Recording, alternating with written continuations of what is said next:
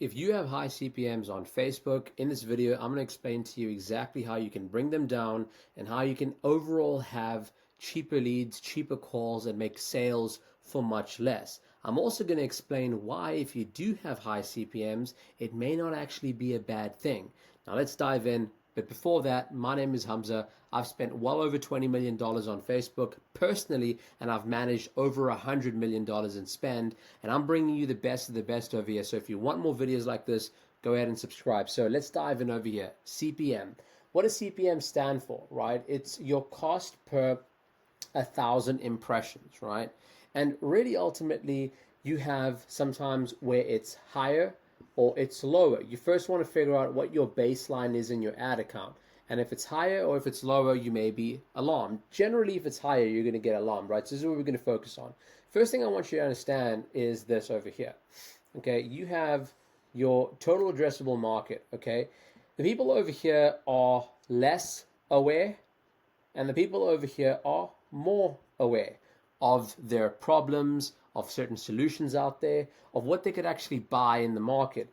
De facto, there's less people out there that know what they want, that are aware, than there are people that are not aware. Makes sense, right? And therefore, it is more expensive to target these people, and it's usually cheaper to target these people over here.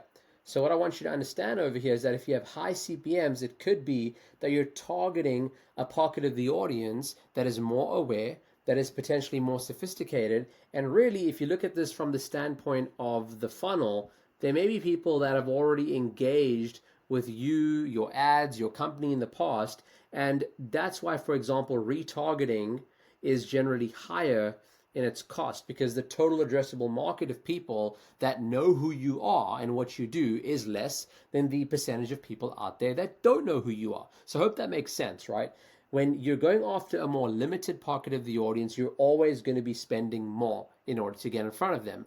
Now, here's the other reason why your CPMs may be higher. It may actually be high because of your actual ad creative. Now, this is a bigger topic that I wanted to address over here, because the truth is that Facebook rewards good creative. Okay, if you have good click-through rates, that means people are stopping their scroll to consume your content, and then ultimately they're actually consuming the content that you have. What's going to end up happening is that you should be rewarded with generally a lower CPM. Now, here's the thing. If you have crap content and your videos are really mid and people don't really want to engage with them, people think they've already seen this before, they've already heard this before, it looks like an ad, it sounds like an ad, probably is an ad, well, then you're not going to be in a great position. Okay, and what's going to end up happening is that you're going to get a higher CPM. So now we got to ask ourselves, well, which of the two reasons is this over here? If your CPM is high because you're either targeting a smaller segment of the audience, you got to ask yourself, well, at the end of the day, my CPM is high, maybe my cost per lead is high, but is my close rate higher too? If I have a better cost per acquisition, this looks like it's saying higher cost per acquisition. My cost per acquisition is in KPI. If my close rate goes up, then do I really care about my CPM?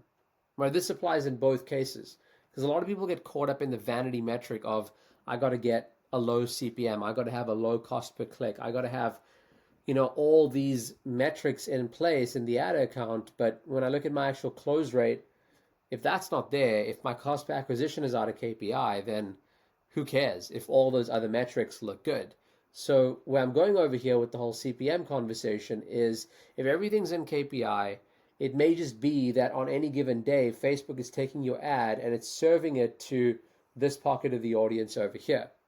And that's why you got to look at other later downstream metrics to see whether or not your ads are actually converting well or not. Now, here's the thing. If your ads are not converting well and you're hitting maybe a pocket of the audience that is maybe a bit more mature, more aware, then you may be in a position over here that you need to just create more creative. So that's why I say it's not necessarily bad that you have a high CPM, because ultimately you're going to pay more to get in front of a more premium audience. If you're able to close them, that's a good thing, right? The more important thing is your CPM high because you just aren't good at making good ads? That's more important, right? Because we're on a platform ultimately that is rewarding good ads.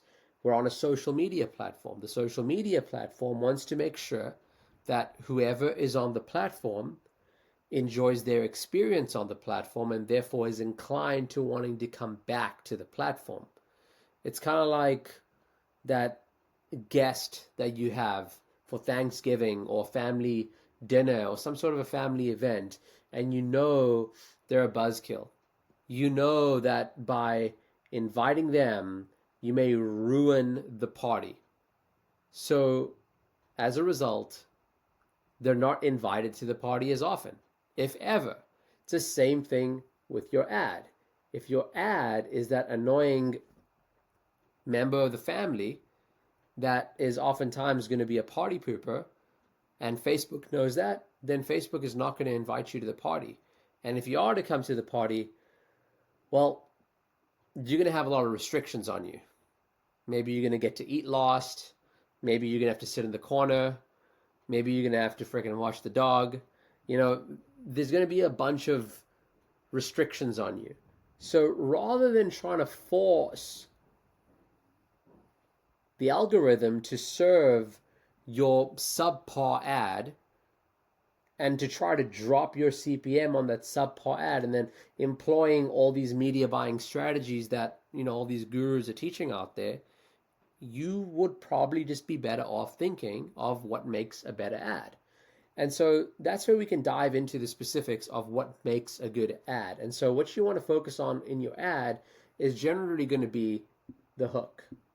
Just trying to make sure this fits in. Right?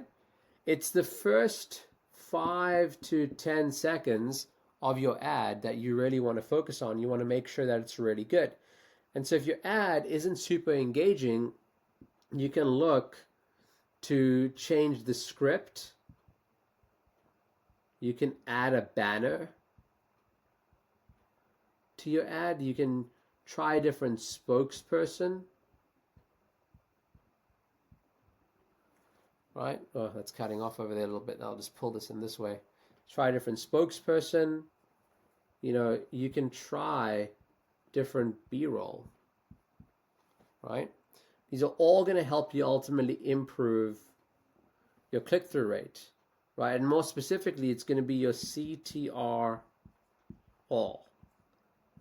This is the metric that really matters on Facebook, because this directly talks to the scroll stopping power of your ad.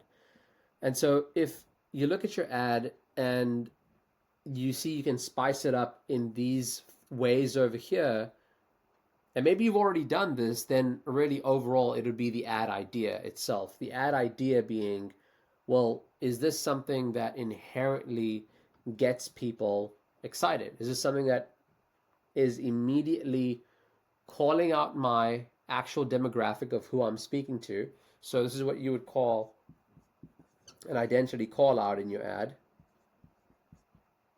That's a must. Okay, so who is this for? Right?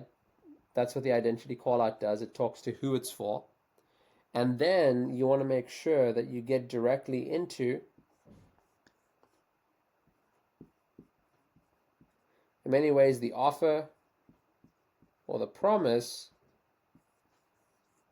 or really the problem. This is more direct, meaning it's going very cut and dry into, hey, this is who we are, this is what we do, this is who we've helped, do you want it? That's the most direct version of ads you can have. And some people, they genuinely respond to direct ads because they're more aware. They've already seen what's out there. They just are looking for the right opportunity at the right time to take action. So you may want to go with something really direct. A more problem-focused ad is what you would call a more indirect ad. And so this is where basically what you do is you go ahead and you call out the problem in the physical world. A lot of people confuse problem and pain. A problem is something that with a CCTV camera or with ears, with eyes or with our hands, our senses, we would be able to observe in the real world. Phone is not ringing. Patient waiting room is empty. Calendar is not booked up. Sales reps are leaving. Sales reps are complaining. Sales have slowed down. Like, these are physically, in reality, things that you can observe. So those are problems. Pain points are the emotional impacts of the physical problem. So when the thing happens in reality, such as sales reps losing, sales drying up, the pain that I feel is maybe fear. I feel afraid that I'm going to lose more money or that I'm going to go out of business or whatever it is, right? So this is usually what our ads start off with. Is it's a clear identity call out, and it doesn't have to necessarily be as blatant as like roofers or chiropractors or coaches and consultants or whatever it is that you target. And the identity call out, you want to make sure speaks to the specific kind of person you're talking to. So there's a difference. So there's a difference between calling out roofers, and there's a difference between calling out roofers and roofers that have a sales team that they want to keep busy, right? The one is probably lower tier, someone that is maybe starting off or early in their roofing career. The other example would be someone that is maybe further along in their career. They already have a team. Therefore, they have more buying power, for example. So you want to make sure your identity call out is nuanced. A lot of people are using the whole, hey, XYZ business owner, right? Like painter or doctor making $25,000 a month. And that's a very rudimentary identity call out, because you're then going to attract all the people that aren't making that money but want to make that money, and they're going to click on the ad being like, oh, maybe I can learn how to do that by clicking on this ad. So you really want to be cautious on that. But I hope, long story short, what you see over here is that CPMs being high isn't necessarily a bad thing if you're going after a smaller pocket of the audience that's maybe more qualified, more open to hearing your offer, such as in a retargeting campaign. And if it is high, then you may want to get it lower by having better creative.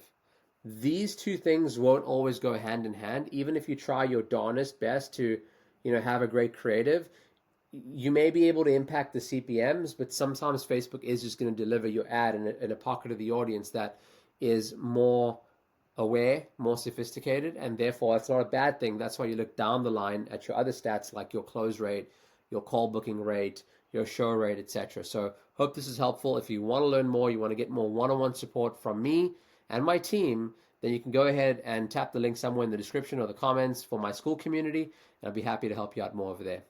Peace.